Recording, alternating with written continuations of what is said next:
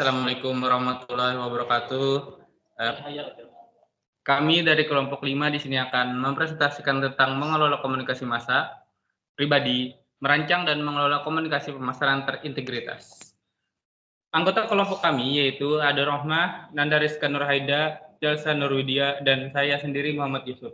Pengertian mengelola komunikasi massa. Mengelola komunikasi massa mengacu pada proses perencanaan, pengelolaan, dan implementasi pesan atau informasi yang disampaikan kepada khalayak yang luas melalui berbagai suara media massa. Ini melibatkan manajemen pesan yang dikomunikasikan melalui media seperti televisi, radio, surat kabar, majalah, internet, dan media sosial untuk mencapai tujuan tertentu. Pengelolaan komunikasi massa melibatkan berbagai elemen utama, yaitu perencanaan strategis, pengelolaan pesan, dan pemilihan media yang tepat. Pelaksanaan kampanye, implementasi kampanye komunikasi massa melalui media yang dipilih dengan menyebarkan pesan kepada audiens yang dituju sesuai dengan jadwal yang telah direncanakan. Pemantauan dan evaluasi. Melakukan pemantauan terhadap kinerja kampanye untuk menilai sejauh mana pesan yang diterima, direspon, dan mencapai tujuan yang ditetapkan. Kontrol pesan, memastikan pesan yang disampaikan konsisten dengan citra, merek, atau tujuan organisasi. Manajemen krisis atau jika diperlukan. Menangani situasi yang tidak diduga atau krisis yang mungkin muncul dan merespons dengan cepat dan efektif melalui komunikasi massa. Mengelola komunikasi massa melibatkan strategi yang matang, pemahaman mendalam tentang audiens yang dituju, penyampaian pesan yang untuk saluran komunikasi tertentu, dan evaluasi terus-menerus terhadap kinerja kampanye. Pengertian mengelola komunikasi pribadi. Mengelola komunikasi pribadi mengacu pada proses manajemen interaksi komunikasi yang langsung bersifat antara individu atau kelompok kecil, baik itu melalui pertemuan tatap muka, panggilan telepon, pesan teks, email, atau media komunikasi langsung lainnya. Beberapa poin penting terkait pengelola komunikasi pribadi meliputi: pertama, interaksi tatap muka atau langsung. Komunikasi pribadi terjadi secara langsung antara individu atau kelompok kecil, memungkinkan pertukaran pesan secara langsung dengan interaksi tatap muka atau melalui media komunikasi langsung. Personalisasi pesan. Pesan yang disampaikan dalam komunikasi pribadi dapat dipersonalisasi sesuai dengan situasi dan kebutuhan individu atau kelompok yang terlibat. Kedalaman hubungan. Komunikasi pribadi sering terjadi dalam konteks hubungan yang lebih dekat, seperti hubungan teman, keluarga, dan rekan kerja, atau bisnis yang lebih personal. Ini dapat memengaruhi kedalaman atau kualitas pesan yang disampaikan. Saluran komunikasi langsung. Komunikasi ini terjadi melalui saluran langsung seperti wajah ke wajah, panggilan telepon, pesan teks, atau email yang memungkinkan pesan disampaikan dengan cepat dan tanpa banyak gangguan.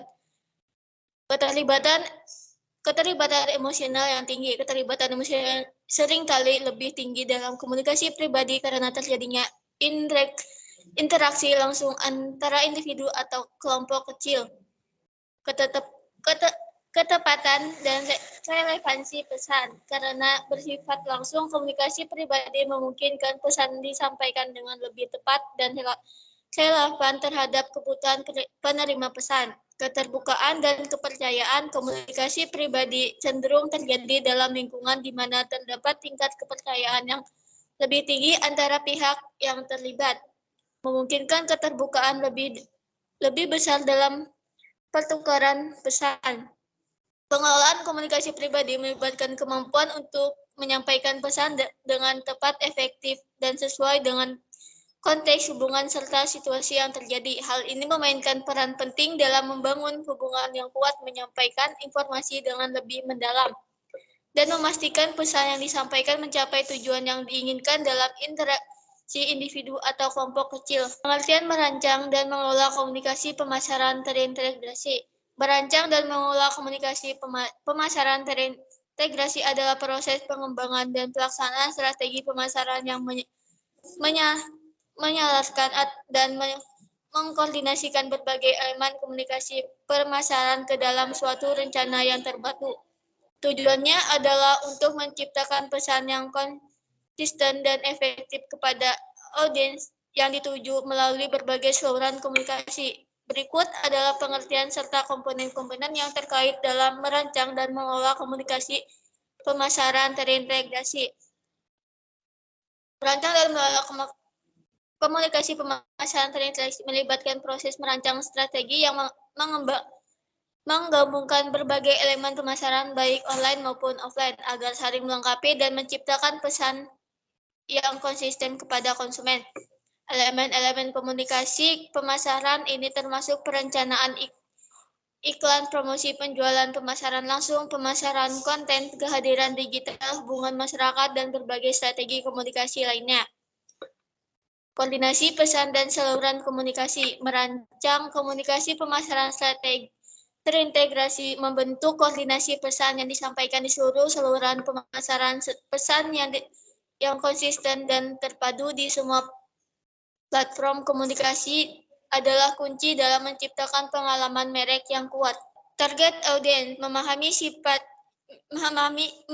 siapa target audiensnya, kebutuhan mereka, perilaku konsumen, dan preferensi saluran komunikasi mereka merupakan langkah penting dalam menyusun strategi pemasaran yang efektif. Pemilihan saluran komunikasi berbagai saluran seperti media sosial, iklan online, email marketing, pemasaran konten, dan saluran offline, serta iklan cetak atau kegiatan promosi harus dipilih dengan bijaksana berdasarkan karakteristik audiens dan tujuan pemasaran.